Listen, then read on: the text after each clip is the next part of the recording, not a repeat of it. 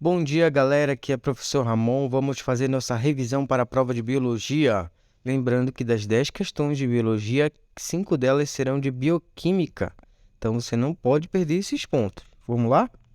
Quando estou falando de bioquímica, estou me referindo ao estudo das moléculas presentes nos seres vivos. Sejam aquelas moléculas que nós vamos consumir ou que já estão presentes nos tecidos dos seres vivos. Elas podem ser úteis no metabolismo, na fotossíntese ou estar presentes nos tecidos dos seres vivos. Essas moléculas podem ser de dois tipos. Podem ser inorgânicas, isto é, moléculas que não têm cadeia carbônica em sua composição principal. Ou, no caso, os exemplos principais aqui de moléculas inorgânicas são água e sais minerais. A água não tem em sua cadeia principal carbono e hidrogênio ao mesmo tempo. E os sais minerais também não. Então, para a nossa prova, vamos focar apenas em água, tá? Porque os sais minerais nós trabalhamos lá naquele seminário. E o outro tipo de molécula que a gente precisa aprender são as moléculas orgânicas, isto é, aquelas que fazem parte do corpo dos seres vivos. Quais são elas? Vamos relembrar? Primeiro são os ácidos nucleicos. Os ácidos nucleicos são moléculas orgânicas que guardam informações genéticas e transportam também. Você lembra quais são os dois tipos de ácidos nucleicos que a gente estudou? Tem dois tipos básicos, né? Vamos recordar aqui. Quais são? DNA e RNA. Essas duas moléculas, elas têm a capacidade de guardar e transportar informações genéticas. Tem características muito específicas, né, que nós estudamos ao longo deste bimestre. Temos mais moléculas orgânicas para conhecer? Temos sim. Vou te fazer uma pergunta. Qual é o tipo de molécula que é a primeira opção energética do corpo? Qual é? Para você que prestou atenção nas aulas, é isso mesmo, os carboidratos, os açúcares em geral, né? Então, viemos aí muito conteúdo sobre os carboidratos, mas essa é a informação mais importante. Outra molécula orgânica que nós estudamos são os lipídios, as gorduras. Estudamos sobre o colesterol, tem o HDL e o LDL, né? Vimos a cera, que é aquela cera que compõe a pena das aves, né? Aquela situação lá da, das aves quando são capturadas em poluição por petróleo, que não pode lavar elas e devolver direto para a natureza por conta da perda da cera, né? E outro ponto aqui, vamos relembrar, vamos em frente. Molécula orgânica também, proteína, os agentes funcionais do nosso corpo, então tudo depende de proteína, né? Tudo depende de proteína, que são as estruturas compostas por aminoácidos. Outra molécula orgânica também são as enzimas, os catalisadores, biocatalisadores. As reações químicas aceleram com a presença de enzimas. Então, isso aqui é basicamente as substâncias que você precisa lembrar para a sua prova. Vamos focar agora na molécula inorgânica que vai aparecer na prova, que é a água. Nós vimos aqui essa estrutura aqui, essa imagem H2O. Tá, mas por que H2O? A água tem esse formato aqui, gente. Então, é um hidrogênio conectado a um oxigênio conectado a dois hidrogênios, certo?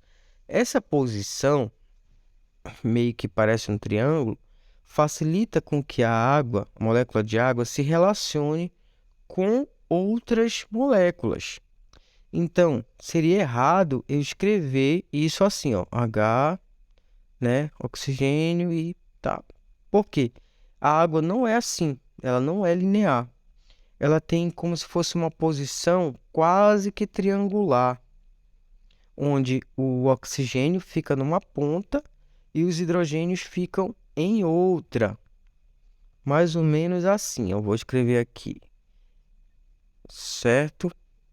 Aí, conexão aqui, Então é meio que triangular. E essa posição dos átomos facilita a relação da água com outras moléculas, seja molécula de água ou seja molécula de outras substâncias, tá bom? Então, quando uma questão falar que a molécula de água é uma molécula linear, você já sabe que está errado. Vamos às características gerais da água para você recordar. Primeiro, a água é um solvente universal, porque 99,9% das substâncias são diluídas pela água. Segundo, a água é polar. Por que polar? Ela tem polos. O oxigênio tem carga negativa e os hidrogênios que estão do outro lado têm carga positiva. Então, ela tem polos. Por isso, a água é uma substância polar. Terceira característica, a água tem um alto calor específico. O que é calor específico que você estuda lá em física? É a característica em que uma substância ela consegue absorver e liberar calor, liberar energia. A água ela tem um alto calor específico, isto é, ela demora a ganhar calor e também demora a perder. Você deve lembrar quando você vai para a praia, você está de dia e a areia está muito quente, a água está fria. Quando é de noite é o inverso, né? A água está quentinha e a areia está fria. Porque o calor específico da areia e da água são diferentes. A água vai demorar muito a receber calor e vai também demorar a liberar esse calor, essa energia, tá bom? Continuando, tensão superficial é a relação, a estrutura como fica as moléculas de água próximo à superfície. Então, pensa numa piscina, então as moléculas de água que estão próximas da atmosfera, do ar, elas vão ter mais proximidade, vão ficar muito mais aderidas. Essa é uma constituição que a gente viu lá, por exemplo, no exemplo do nadador, né? Que ele quebra a tensão superficial, ou então daqueles insetos que têm capacidade de nadar em cima da água. Então, eles estão ali tendo uma relação direta com a tensão superficial. E quinto ponto, na verdade, quinto ponto é a adesão e coesão. Adesão e coesão são relações, referem à relação da água com outras moléculas de água ou com moléculas de outras substâncias, tá bom? Então, vamos continuar aqui. Temos uma questão para a gente ver, questão número 1. Vamos lá. Dentre as principais características da água, avalie as assertivas abaixo. Então, nós temos algumas assertivas. Vamos verificar se está certo ou errado. Afirmativa 02. A molécula de água é formada por 2 átomos de hidrogênio e um átomo de oxigênio, sendo que os 3 estão em posição linear, facilitando a solubilidade. Já está errado, né, galera? Porque aqui, ó, como a gente está vendo, está falando bem aqui que os átomos estão em posição linear. Isso não é verdade, porque a molécula de água, os átomos lá não estão organizados em posição linear. Vamos para a próxima afirmação. Afirmação 04. Uma porção de água varia de temperatura com facilidade devido aos átomos. Mentira! Está errado, porque a molécula de água, uma porção de água não varia de temperatura com facilidade. Pelo contrário, por conta do alto calor específico, ela demora a perder energia, também demora a liberar. Seguimos em frente. Afirmação 06. Acrescentar pó de café ou açúcar diminui o ponto de ebulição da água. Você pode perguntar, professor, o que é ponto de ebulição? Ponto de ebulição é o ponto exato em que uma substância ela muda do estado líquido para o estado gasoso. Então, quanto de energia é necessário para fazer uma substância mudar de estado líquido para o estado gasoso? A água vai precisar de uma quantidade de energia para isso. E essa quantidade de energia é adquirida quando ela atinge 100 graus Celsius. Se por acaso você acrescentar pó de café e açúcar na água, o que vai acontecer? Vai demorar ela a ganhar mais calor e mudar de fase, do ponto líquido, do estado líquido para o estado gasoso. Então, na verdade, vai aumentar o ponto de ebulição se você colocar pó de café ou açúcar, certo? Então, deixa para colocar o pó de café só quando a água estiver fervendo para economizar aí o gás da sua mãe, beleza? Afirmação 06 está equivocada. Afirmação 08. A água é um solvente reduzido, pois não tem capacidade diluidora.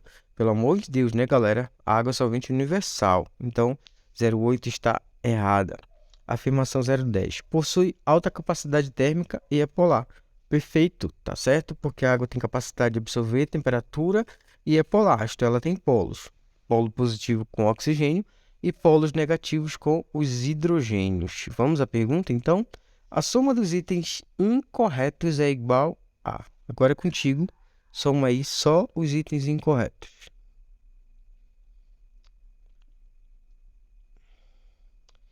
Isso aí, então, chegamos... A soma dos itens incorretos é 22 mais 4 dá 6, mais 6 dá 12, mais 8, 20. Então, 20 é o número de itens incorretos nesta questão.